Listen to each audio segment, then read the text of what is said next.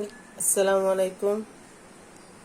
এটাকে বলে কলার থুর বা কলার মোচা। আজ কলার থুর দিয়ে কলা মোচা দিয়ে চিংড়ি মাছ রান্না করব। কলার মোচা খুব এভাবে করতে হয়।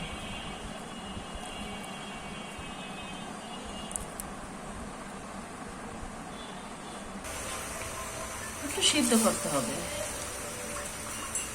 5 মিনিট।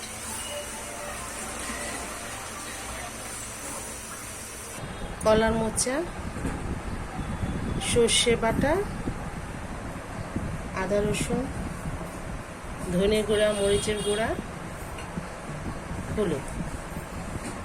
আবার ফিরে আসছি কিছুক্ষণ পর। তেল দিচ্ছি, পেঁয়াজ, শুকনো মরিচ, তেজপাতা, আদা রসুন বাটা,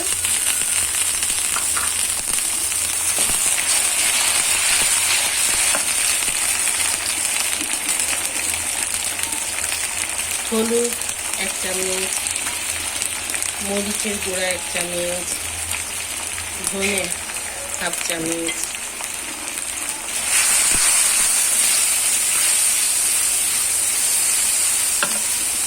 সর্ষে বাটা,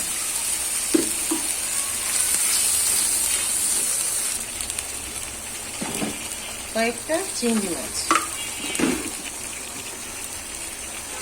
নুন, কলার মোচা।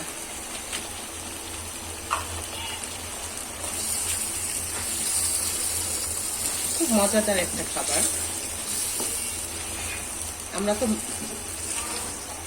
ভাতে মাছে বাঙালি। ভাত দিয়ে খেয়ে দেখুন, খুবই খুবই মজা। একবার রান্না করে খেয়ে দেখুন।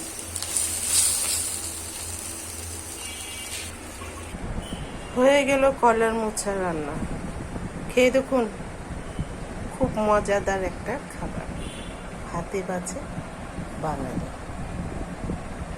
আল্লাহ হাফেজ।